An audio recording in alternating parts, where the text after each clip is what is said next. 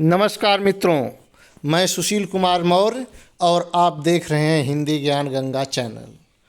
मित्रों, संस्कृत में नामों की एक श्रृंखला जो है हम वीडियो तैयार कर रहे हैं। उसी कड़ी में अगली कड़ी में हम संस्कृत में आज फलों के नाम बताएंगे। जो प्रमुख फल हैं उनको संस्कृत में क्या कहते हैं उसके बारे में हम चर्चा करेंगे। चर्चा करने से पहले, बताने से पहले मैं यह आप लोगों को बता दूं कि यह वीडियो बहुत महत्वपूर्ण है, क्योंकि जितनी भी परीक्षाएं होती हैं, UP TET, super TET, CTET, police भर्ती या एक दिवसीय कोई भी परीक्षा, टीजीटी, हिंदी, संस्कृत, कोई भी परीक्षा हो रही हो, अक्सर जो है 1, 2, 3 नंबर का ज़रूर पूछ देता है कि कोई फल का नाम दे दिया और पूछ देगा कि इस फल को संस्कृत में क्या कहते हैं। तो आइए हम वाचन के जरिए इसको जानने की कोशिश करते हैं। पहले हम हिंदी नाम का वाचन करेंगे, इसके बाद उसकी संस्कृत हम बताएंगे। तो आइए सर्वप्रथम हम अमरूद को लेते हैं। अमरूद हिंदी नाम है और संस्कृत नाम अमरूद को अमृत फलम या बीज पूरम कहते हैं। इसी प्रकार मैं पहले हिंदी नाम लूँगा, इसके बाद संस्कृत। आइए हम पुनः इसका वाचन करें और आप ध्यानपूर्वक सुनिए या साथ साथ आप भी वाचन करिए। अमरूद, अमृत फलम, बीज पूरम। अनानास, अनानास, अनानास, अनानासम। अनानास को संस्कृत में अनानासम कहते हैं। अंगूर, अंगूर को संस्कृत में द्राक्षा फलम कहते हैं। अंजीर, अंजीर को संस्कृत में अंजीरम कहते हैं। अखरोट, अखरोट को संस्कृत में अछोटम कहते हैं। अनार, अनार को संस्कृत में दाड़िरम कहते हैं। आंवला, आंवला को संस्कृत में आमलकम कहते हैं। एक बार पुनः आप देखिए, अनार, अनार को संस्कृत में दाड़िमम कहते हैं। आंवला, आंवला को संस्कृत में आमलकम कहते हैं। आम, आम को संस्कृत में आम्रम, रसालह, सहकारः नाम से जानते हैं। कई शब्दों को मैं बार बार दोहरा देता हूँ ताकि आपकी स्मृति में बना रहे। इमली, इमली को संस्कृत में तित्यडीकम या तितिंडी कहते हैं। कटहल, कटहल को संस्कृत में पनसम कहते हैं। कटहल का कई परीक्षाओं में पूछा गया है कि कटहल को संस्कृत में क्या कहते हैं, तो कटहल को संस्कृत में पनसम कहते हैं। कदम्ब, कदम्ब को संस्कृत में कदम्बम या नीपह कहते हैं। केला, बहुत ही चर्चित नाम है केला, केला को संस्कृत में कदली फलम कहते हैं।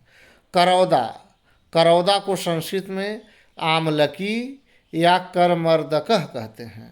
काजू, काजू को संस्कृत में काजवम कहते हैं। कैथ, कैथ को संस्कृत में कपित्थ कहते हैं। खजूर, खजूर को संस्कृत में खरजूरम कहते हैं। खरबूजा, खरबूजा को संस्कृत में वृत्तकर्कटी कहते हैं। गूलर, गूलर को संस्कृत में उदुम्बरम कहते हैं। चिरौजी, चिरौजी को संस्कृत में प्रियालम कहते हैं। चकोतरा, चकोतरा को संस्कृत में मधुकर्कटी कहते हैं। जामुन, जामुन को संस्कृत में जम्बू फलम कहते हैं।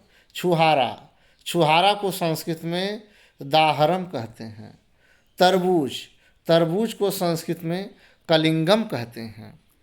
इसके बाद आ जाइए नारंगी, नारंगी को संस्कृत में जाम्बजम कहते हैं। नाशपाती, नाशपाती को संस्कृत में अमृत फलम कहते हैं। नारियल, नारियल को संस्कृत में नारिकेलम कहते हैं। नींबू, नींबू को संस्कृत में नींबुकम या जम्बीरम कहते हैं। पपीता, पपीता को संस्कृत में मधुकर्कटी कहते हैं। पिस्ता, पिस्ता को संस्कृत में अकोलम कहते हैं। बादाम, बादाम को संस्कृत में वातादम कहते हैं। बेर, बेर को संस्कृत में बदरी फलम कहते हैं। बेर, बेल वह बेर था, बदरी फलम यह बेल है। ध्यानपूर्वक देखिए, बेल, बेल को संस्कृत में बिल्वम कहते हैं। बेलपत्र जो भगवान शंकर को चढ़ाया जाता है। महुआ, महुआ को संस्कृत में मधुकह कहते हैं।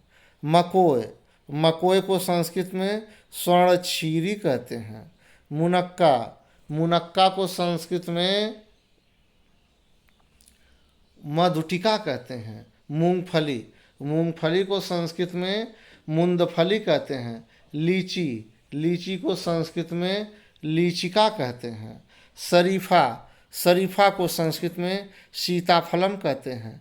संतरा, संतरा को संस्कृत में नारंगम या नारंग फलम कहते हैं। सेब, सेब को संस्कृत में सेवम कहते हैं। यह था संस्कृत में फलों के नाम। हमने संस्कृत में फलों के नाम जाना। अगली वीडियो में संस्कृत में किसी अन्य वस्तु के नामों के बारे में चर्चा करेंगे। इसी प्रकार हम संस्कृत में नामों की एक श्रृंखला रूपी वीडियो लेकर आ रहे हैं। आप लोग इसको ध्यानपूर्वक देखिए, सुनिए और अपने मित्रों तक पहुंचाइए। अगर आपको यह वीडियो अच्छा लगे तो आप लाइक करें, कमेंट करें, शेयर करें तथा सब्सक्राइब अवश्य करें। धन्यवाद।